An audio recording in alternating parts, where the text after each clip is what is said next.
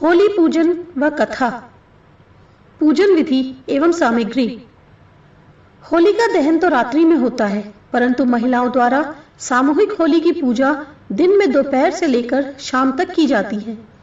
पहले जमीन पर गोबर और जल से चौका लगाया जाता है। चौका लगाने के बाद एक सीधी लकड़ी के चारों तरफ बड़कुला की माला लगा दें। उन मालाओं के आसपास गोबर की ढाल, तलवार, खिलौना आदि रख दें।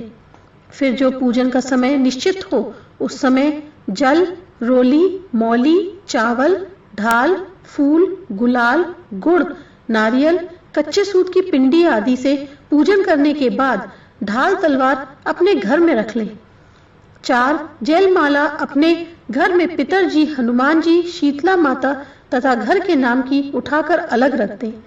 यदि आपके घर में होली न जलती हो तो सब और यदि जलती हो तो एक माला उख, पूजा की समस्त सामग्री, कच्चे सूत की कुकड़ी, जल का लोटा, नारियल, बूटे, पापड़ आदि सब सामान जिस स्थान पर होली जलती हो वहां ले जाएं। वहां जाकर डंडी होली की पूजन करें। जेल माला, नारियल आदि चढ़ा दें। फिर परिक्रमा देकर पापड़, बूटे आदि होली जलने पर भून लें और बांट कर खा लें। उख घर पर वापस ले आएं। यदि घर पर होली जलाएं तो गांव या शहर वाली होली में से ही अग्नि लाकर घर होली जलाएं। घर की ओली में अग्नि लगाते ही उस लकड़ी को बाहर निकाल लें। इस डंडे को भक्त प्रहलाद मानते हैं।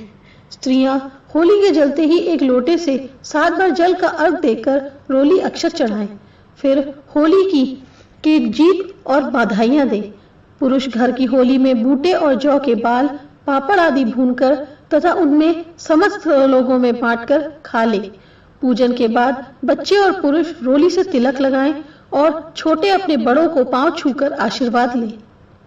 इसके पूर्व सर्वप्रथम होली के दिन स्नान आदि से निवृत्त होकर पहले हनुमान जी, भैरव जी आदि देवताओं की पूजन करें। फिर उन पर जल, रोली, मौली, चावल, फूल, प्रसाद, गुलाल, नारियल, चंदन आदि चढ़ाएं। दीपक से आरती करके सबको दंडवत प्रणाम करें। फिर सबके रोली से तिलक लगा दें और जिन देवताओं को आप मानते हो उनकी पूजा करें। फिर थोड़े से तेल को सब बच्चों का हाथ लगाकर किसी चौराहे पर भैरव जी के नाम से एक ईंट पर चढ़ा दें। होली की कथा। बहुत पुरानी बात है। हिरण्यकश्यप नाम का एक राक्षस था। उसके पुत्र का नाम प्रहलाद था। प्रहलाद भगवान का परम भक्त था, परंतु उसका पिता भगवान को अपना शत्रु मानता था। वह अपने राज्य में किसी भी ईश्वर का नाम लेने नहीं देता था।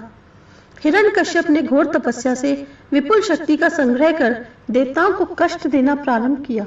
इंद्रासन पर भी अपना अधिकार कर लिया और आनंद पूर्वक जीवन व्यतीत करने लगा। विष्णु से विशेष विद्वेष था। संभवतः इसी की प्रतिक्रिया स्वरूप उसके पुत्र प्रहलाद में विष्णु के प्रति भक्ति की भावना जागृत हुई। एक बार हिरण्यकश्यप जब अपने पुत्र की शिक्षा के संबंध में जानने के लिए उसके गुरु के पास गया, तब उसने अपने पुत्र की भक्ति की भावना का ज्ञान हुआ।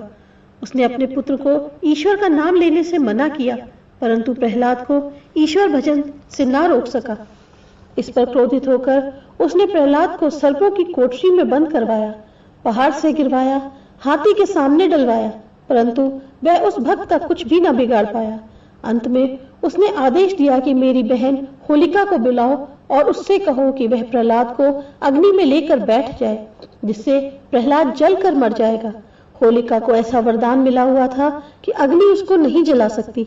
अतः भाई की आज्ञा से वे भक्त प्रहलाद को गोद में लेकर आग के ऊपर बैठ गई। लेकिन प्रहलाद का बाल भी बांका न हुआ और होलिका जलकर भस्म हो गई। भगवान की कृपा से अग्नि प्रहलाद के लिए बर्फ के समान शीतल हो गई थी। तभी से होलिका जलाई जाती है।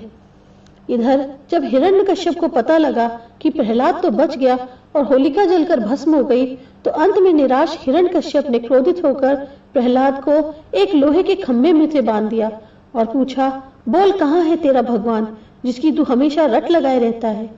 प्रहलाद ने निडर होकर जवाब दिया, सभी जगह तो है भगवान। उसके पिता ने कहा, क्या इस खंबे में भी है? यदि है तो मैं अभी इस खंबे के 2 टुकड़े कर देता हूं तलवार से। देखूं वह तुम्हें कैसे बचाता है। यह कहकर जैसे ही हिरण्यकश्यप ने प्रहलाद को मारने के लिए तलवार उठाई, भगवान विष्णु ने खंबे को फाड़कर नरसिंह रूप में अवतरित हो अपनी जांघों पर बैठाकर हिरण्यकश्यप को अपने नखों से पेट फाड़कर वध कर दिया और प्रहलाद के प्राणों की रक्षा की।